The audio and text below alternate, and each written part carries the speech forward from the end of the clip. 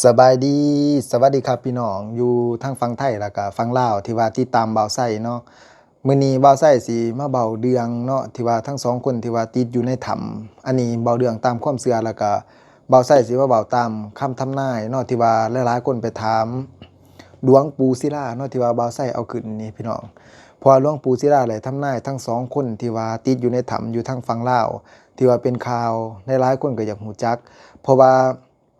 ได้หลายแม่หมอเตียวเพิ่นเบาเนาะพี่น้องเนาะหมอดูหมอเล่าว่าสิเป็นการเบิ่งไพ่บ่หรือว่าได้หลายอย่างว่าซะบางคนก็ฝันเนาะพี่น้องเนาะฝันว่าเขายังปิดบังไว้อยู่หั่นน่ะเอาทรัพย์สมบัติเขาไปบางหมอดูหมอเล่าก็ว่าเอิ้นว่าตัวตายตัวแทนว่าซั่นซะมีมุ่นต์กำบังไว้อีกว่าซั่นซะเว้าเรื่องกรรมเก่าก็แม่นเนาะบ่าวไส้นี่สำหรับบ่าวไส้นี่เชื่อเรื่องของกรรมเนาะพี่น้องเนาะ กรรมคือการกระทำของเฮาเนาะเพราะว่ามันเป็นกรรมเก่ามันเป็นสิ่งที่ว่าละเอียดอ่อนสิ่งที่ว่าเฮาแนมบ่เห็นบ่เรื่องเพราะว่าทุกคนมันเกิดมาก็ย่อมกรรมมาซะการกระทำเฮาจึงได้มาเกิดเป็นมนุษย์แล้วก็การที่ว่าได้ไปอยู่ในถ้ำมันอาจสิเป็นกรรมเก่าของเฮาสิ่งที่ว่าเพิ่นเฮ็ดมาเนาะพี่น้องทั้งสองคนตามที่ว่าบ่าวไส้เชื่อแบบนั้นเชื่อผลของกรรมเนาะเพราะว่าพระพุทธเจ้าเพิ่นก็ตัดไว้เนาะทุกคนเกิดมาย่อมมีกรรมก็คือการกระทำดีก็ดีทำชั่วก็ชั่วว่าซั่นซะหลวงปู่ศิลาเพิ่นได้ทำนายจังซี่เด้อพี่น้องเพราะว่ามีคนลาวเฮาเนาะเพิ่นไปถามหลวงปู่ศิลาเพิ่นไปกราบนะว่าซั่นซะเพิ่นไปกราบหลวงปู่ศิลาแล้วก็มีหลายๆคนที่ว่าเขาอยากให้เพิ่นถามแล้วก็เพิ่นก็สงสัยคือกันเนาะหลายๆคนก็สงสัยว่าคนทั้งสองคนที่ว่าติดถ้ำอยู่ที่บ้านพันไส้เมืองลองแจงแข้งไส้สมบูรณ์ผู้หญิงคนนั้นที่ว่าไปกราบ องค์หลวงปู่ศิลาสิริจันโทนะพี่น้องเพิ่นก็อยากฮู้วันบ่น่าจะฮู้วันเดือนปีเกิดว่าอยากฮู้ชื่อแล้วก็นามสกุลของทั้งสองคนที่ว่าติดอยู่ในถ้ำเพิ่นก็เลยโพสต์ลงเฟซเนาะเพิ่นกำลังจากที่ว่าเพิ่นได้ชื่อทั้งสองคนเพิ่นก็ได้ไปถามหลวงปู่ศิลาหลวงปู่ศิลาเพิ่นบ่ได้ถามหาชื่อดอกเพียงแต่เอ่อผู้หญิงคนนั้นเนาะเอิ้นว่าไม่ออกที่ไปกราบหลวงปู่ศิลาว่าซั่นซะคนลาวเนาะพี่น้องเนาะ เพียงแต่เพิ่นถามว่าคนทั้งสองคนที่ว่าอยู่ในถ้ำหั่นเป็นจังไดเดี๋ยวนี้ยังมีชีวิตอยู่บ่จังซั่นจังซี้นี่แหละแต่หลวงปู่ศิลาเพิ่นก็ได้เว้าออกมาว่าเขาทั้งสองคนน่ะพี่น้องบ่ได้หายใจแล้วบ่ได้หายใจมานี่4มื้อแล้วหลวงปู่ศิลาว่าถ้าว่าบ่ได้หายใจใน4มื้อก็คือเพราะว่ามื้อนั้นเพิ่นไปกราบหลวงปู่ศิลาผู้หญิงคนนั้นที่ว่าเพิ่นถามน่ะพี่น้องคนลาวนี่พี่น้องเพิ่นไปถามก็คือกงกับวันที่11นับไปโดดแล้ว 10 9 8 7ก็คือวันที่7พอหลวงปู่ศิลาเพิ่นว่าทั้งสองคนน่ะบ่ได้หายใจตั้งแต่วันที่7แล้วตั้งแต่4มื้อแล้วอันนั้นเพราะว่ามื้อที่เพิ่นไปถามวันที่10วันที่11หลวงปู่ศิลาว่า4มื้อแล้วบ่ได้หายใจก็คือตายหั้นนะว่าซะพี่น้องเว้าง่ายๆเนาะเว้าใส่ฟังแล้วยังรู้สึกอันนั้นแบบว่ามันตื่นตันใจนะเวลาเพิ่นเว้าคำนี้มาอันนะ เฮาอะนะถ้าว่าได้ยินแบบนี้ที่ว่าหลวงปู่ที่ว่าบุคคลที่ว่านับถือแล้วก็เชื่อถือนี่เว้าใส่เว้าตามคำหลวงปู่เพิ่นเว้าเนาะสำหรับเฮาได้ยินจังซั่นนะแบบว่ามันยังบันทอนใจนะจิตใจตกวั่มเลยคันย้อนว่าเป็นผู้ที่ว่าเป็นเมียเนาะพี่น้องเนาะเป็นพ่อที่ว่าไปนั่งเฝ้าอยู่ปากถ้ำได้ยินคำนี้ที่ว่าหลวงปู่เพิ่นเว้านี่คือสิใจหายโอ้ใจแบบว่าตกวั่มเลยนะว่าซะคือสิเสียใจหนัก คันว่าตายต่อหน้าต่อตาสมมุติว่าเนาะพี่น้องเนาะแบบว่าคือเฮาเจ็บป่วยไข้ตายจังซี่นะมันก็ยังว่าไข้แม่นบ่ล่ะเฮาก็ร้องไห้เสียใจก็เป็นเรื่องธรรมดาการจากกันอันนี้แบบว่ายังรอฟังข่าวยังมีความหวังอยู่แต่ว่าเฮาได้ยินคำทำนายของหลวงปู่เนาะหลวงปู่ศิลาที่ว่าหลายๆคนที่เพิ่นให้ความเคารพแล้วก็ศรัทธา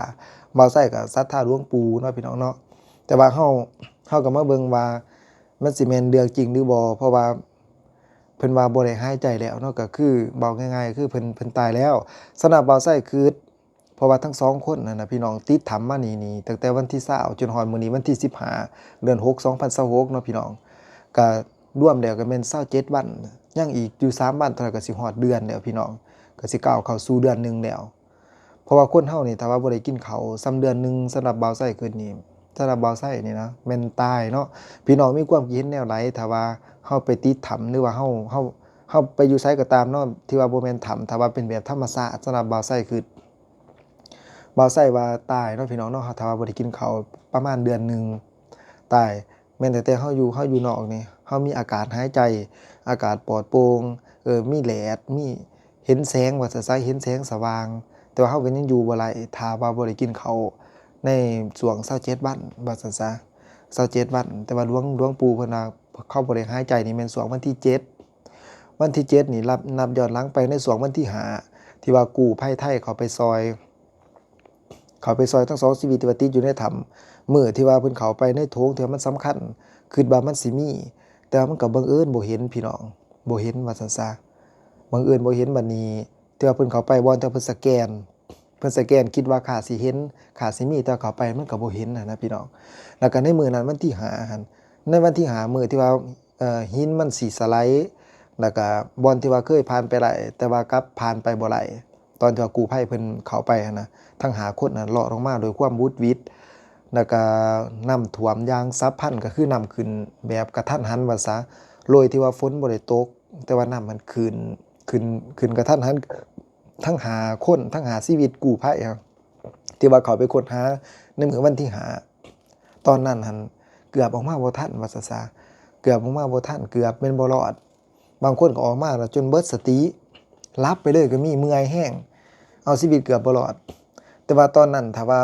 ย้อนไปฟังคำทำนายคำเว้าของหลวงปู่ศิลาพี่น้องเพิ่นบอกว่าเขาบ่ได้หายใจในช่วงวันที่7แต่ถ้าว่าทั้งกู้ภัยไทยเฮาสมมุติว่าเพิ่นเข้าไปพอในมื้อวันที่5แสดงว่ายังมีชีวิตอยู่แต่ว่าเขาไปแล้วผัดบ่เห็นบัดนี้ตอนเป็นเดือนกันบ่เห็นเพิ่นจึงถอยทับกลับขึ้นมาว่าซะเพราะว่ามันเหตุการณ์เกิดขึ้นตอนที่ว่าเพิ่นเข้าไปซอยนะวันที่ในมื้อวันที่5ที่ว่าเพิ่นสิถอนกำลังเพิ่นสิยกเลิกภารกิจนะในช่วงวันที่5เดือน6นะพี่น้องในช่วงนั้นตอนแรกเพิ่นออกมาจากฐานเพิ่นก็ได้โพสต์มาถอนการค้นหาแล้วว่าซะหยุดเพราะว่าสู้กับภัยธรรมชาติบ่ไหวแล้วก็ในหลายสิ่งหลายอย่างสิ่งที่ว่าตาแนมบ่เห็นเฮาก็บ่ได้ประมาทบ่ได้ลบหลู่ว่าซะเว้าใส่เชื่อว่าเพิ่นถอนกำลังมานี่บ่แม่นย้อนภัยธรรมชาติก็แม่นเนาะพี่น้องเนาะอีกอย่างก็หินอยู่ซื่อก็สิแตกร้าวสิถล่มมาว่าซะดินเจือน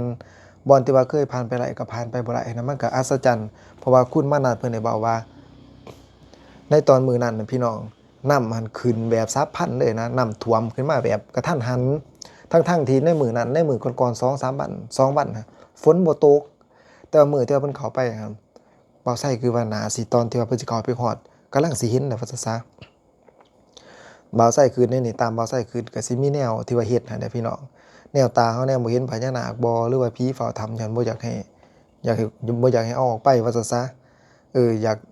ยากบังไว้บ่อยากให้ทีมงานกู้ภัยค้นหาเห็นแล้วก็เฮ็ดน้ำท่วมมันยังให้เขาตื่นให้เขาย้านนั่นน่ะ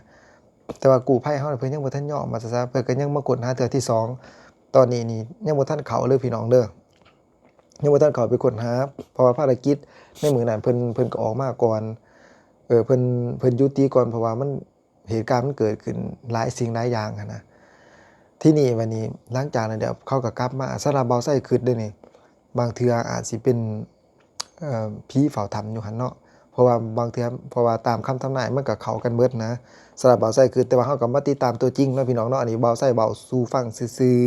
ๆบางที่อาจสิเป็นกรรมเก่าของเขาที่ว่าเขามีการสัมพันธ์กันนะไปเอาของเขาไปเว้าลบหลู่อีหยังหั่นนะเพราะว่าถ้ำนั้นสำหรับเบาไส้คือมันสิแม่นถ้ำสมบัติของตั้งแต่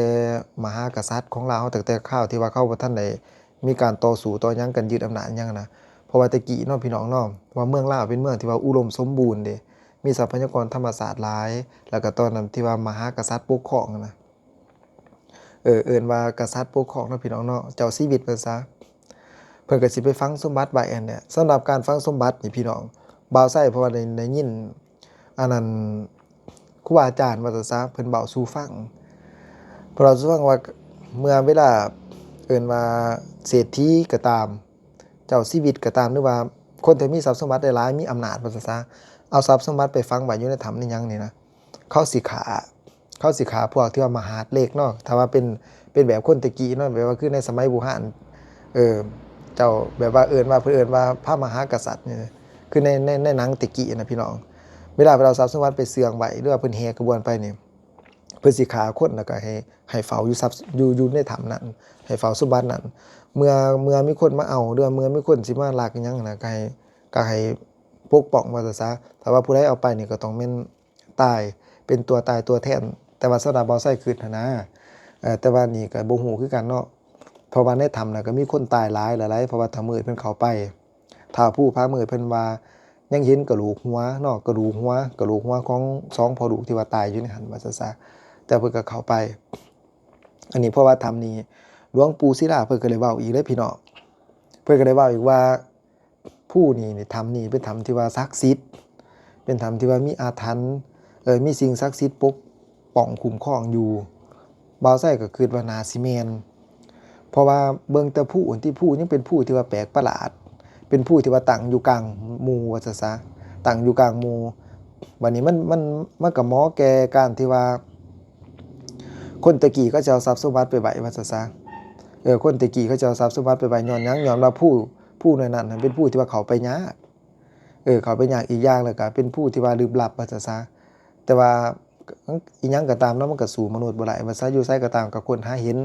แต่ว่าเขาก็เสื่องไว้บ่อนที่มันดีแน่แต่ว่าสำหรับบ่าวไส้คิดเนาะพี่น้องคิดว่าจังไดทั้ง2คนหั่นคิดว่ายังมีชีวิตอยู่บ่หรือว่าบ่มีบ่าวไส้ลองถามให้พี่น้องลองคอมเมนต์เบิ่งแต่สำหรับบ่าวไส้คิดเนาะถ้าว่าเป็นธรรมชาติโดยที่ว่าบ่ถือสิ่งลี้ลับหรือว่าเป็นธรรมชาติหรือว่าเป็นย้อนกรรมบ่าวไส้ก็เชื่อแบบนั้นถ้าเป็นย้อนกรรมเขาเคยเฮ็ดแบบนี้มาก่อนหั่นนะบ่าวไส้ก็คิดว่าเพิ่นคือสิแบบคือหลวงปู่ศิลาเว้าน่ะพี่น้องเพิ่นคือสิบ่ได้หายใจแล้วสำหรับบ่าวไส้คิดนะอันนี้บ่าวไส้คิดเนาะแต่ถ้าว่าปาฏิหาริย์มีจริงหรือว่าบังบดเสื่องไว้หรือว่าผีเอาไว้จังซี่บ่าวไส้คิดว่าเขาสิยังมีชีวิตอยู่เพราะว่าต่อให้เป็นเดือนเขาก็ยังมีชีวิตอยู่เพราะว่าเขามีอาหารทิพย์กินว่าซะแต่ว่าสิเป็นจังไดก็ตามเนาะบ่าวไส้มารอลุ้นนํกันเพราะว่ากู้ภัยมาเทื่อนี้ถือว่าเป็นรอบที่2ก็ถือว่าเป็นเทื่อสุดท้ายแล้วก็บ่าวไส้ขอให้เพิ่นจบงานแล้วก็เฮ็ดงานราบรื่นว่าซะตอนนี้เพิ่นกำลังทำภารกิจในการวางแผนสิเข้าไปช่วยแต่ว่าเพิ่นยังบ่ทันได้เข้าไปถ้ำเด้อพี่น้องเด้อเพิ่นยังบ่ทันได้เข้าไปถ้ำปัจจุบันนี้เนาะมื้อนี้วันที่15เดือน6 2026บ่าวไส้เว้าอยู่นี่เพิ่นยังบ่ทันได้เข้าไปถ้ำแต่เพิ่นยังวางแผนกันเนาะละเอียดอ่อนเพราะว่าการไปเทื่อนี้เพราะว่าอีกอย่างก็ต้องได้มีความเสี่ยงเพราะว่าที่ว่าผ่านมาก็หินมันแตกร้าวแล้วก็บ่อนที่ว่าเคยผ่านไปได้ก็ผ่านไปบ่ได้เพิ่นสิแก้ไขจังได๋ในจุดๆนี้แต่ว่าเฮาก็มาเบิ่งนํกันเนาะเพิ่นว่าต่อให้2คนสิยังมีชีวิตอยู่หรือบ่มีชีวิตอยู่ก็ตามเพิ่นสิไปค้นหาให้เห็นแล้วก็ให้เจอว่าซะเพื่อว่าเอามาว่าซะเอามาทำตามประเพณีเฮาเนาะพี่น้องเนาะถ้าว่าเพิ่นยังมีเพิ่นบ่ยังมีชีวิตอยู่ถ้าว่าออกมาได้เพิ่นก็สิซอยถ้ายังมีชีวิตอยู่สำหรับบ่าวไส้เนี่ยก็ถือว่าเป็นปาฏิหาริย์อีหลีเนาะบ่าวไส้ก็ดีใจเนาะพี่น้องเนาะดีใจทั้งทีมกู้ภัยที่ว่าเพิ่นมาซอยนะแต่ว่าคำทำนายการบอกเราของพ่อแม่ครูบาอาจารย์อันนี้บ่าวไส้บ่ได้เป็นคนเว้าเด้อพี่น้องเด้อบ่าวไส้เว้าตามหลวงปู่ศิลาเพิ่นเว้าเนาะสำหรับหลวงปู่ศิลาเพิ่นทำนายว่าทั้ง2คนนี่แม่นบ่ได้หายใจตั้งแต่วันที่7แล้วนี่ก็วันที่15 7 8 9 10 11 12 13 14 15ถือว่า9วันเด้อพี่น้องที่ว่าเพิ่นบ่ได้หายใจเนี่ยเพิ่นจากเฮาไปว่าซะเพิ่นจากเฮาไปบ่ได้หายใจเพราะว่าหลวงปู่ศิลาเพิ่นว่าเพิ่นจับย่ามเบิ่งว่าซะเพราะว่าบ่เห็นดวงจิตดวงวิญญาณของเขาในตอนนี้บ่เห็นดวงจิตดวงวิญญาณก็คือเพิ่นสิได้ไปเกิดได้ว่าซะหรือว่าไปไสก็แล้วแต่แห่งกรรมของเพิ่นเนาะพี่น้องเนาะเฮาก็มารอลุ้นเบิ่งนํกันว่าสิเป็นจังไดแต่ว่าสำหรับบ่าวไส้นี่ก็คันว่าปาฏิหาริย์มีจริงก็ขอให้รอดปลอดภัยแต่ถ้าว่าปาฏิหาริย์บ่มีจริงเนาะบ่าวไส้ก็ขอให้ทีมกู้ภัยทั้งฝั่งไทยพี่น้องที่ว่าเพิ่นไปค้นหาก็ขอให้เพิ่นเฮ็ดภารกิจนี้ราบรื่นไปด้วยดีเนาะแล้วก็มีอีกอย่างที่ว่าบ่าวไส้สิเว้าสู่ฟังเนาะหลวงปู่ศิลาว่าเขาบ่ให้นะสำหรับหลวงปู่ศิลาว่าเขาบ่อยากให้เขาบ่อยากให้ทั้ง2คนนี้แต่ว่าวิธีการก็คือเพราะว่าหลวงปู่ศิลาว่าเขาบังไว้เขาบังตาไว้อันนี้มันก็ถือกับคำทำนายหรือว่าหมอดูหมอเหล่าเขาบอกเนาะว่าเขาบังตาไว้หลวงปู่ศิลาเราว่าอะไรเขาบังตากู้ภัยไว้กู้ภัยไปเห็นเขาแต่ว่าเขาบ่เห็นเฮาว่าซะเฮานี่บ่เห็นเขาบ่ใส่บ่ผิดผู้ที่ว่าไปหานี่บ่เห็นเขากู้ภัยบ่เห็นเขาแต่ว่าทั้ง2คนเห็นเฮาตอนนั้นตามที่หลวงปู่เว้าเขาบังไว้ว่าซะ ถ้าว่าอยากไล่อยากเห็นกายว่าจะซะกายที่ว่าบ่มีลมหายใจหรือว่ามีลมหายใจอยู่ก็ตามสำหรับหลวงปู่ศิลาเพิ่นว่าให้เฮ็ดพิธีกรรมขอขมาแล้วก็เฮ็ดตั้งพิธีกรรมมาจากขออ่อนขอย่อมขอเปิดเปิดธรรมมาจะซะสิเป็นจังไดก็ตามก็ขอให้พระแม่ธรณีเปิดดวงตาเปิดให้เห็นทั้งสองคนว่าจะซะที่ว่าติดอยู่ในถ้ำสิเป็นอะไรก็ตามหั้นนะว่าอยากเห็นว่าจะซะอยากเห็นแล้วก็อยากเอาออกมาอันนี้คือคำหลวงปู่ศิลาเพิ่นบอกเนาะให้ไปตั้งให้เฮาไปเฮ็ดพิธีกรรมก่อนว่าจะซะจึงสิเห็นทั้งสองคนพี่น้องมีความคิดเห็นแบบไรเนาะฝากใต้คอมเมนต์ได้เด้อพี่น้องเด้อฝากใต้คอมเมนต์ได้เนาะผู้ใดคิดว่าทั้งสองคนดังที่บ่าวไส้เว้าเนาะคิดว่ามีปาฏิหาริย์อยู่บ่แต่สำหรับบ่าวไส้คิดว่าคนบ่ได้กินข้าวเนาะพี่น้องเนาะแน่นอนว่า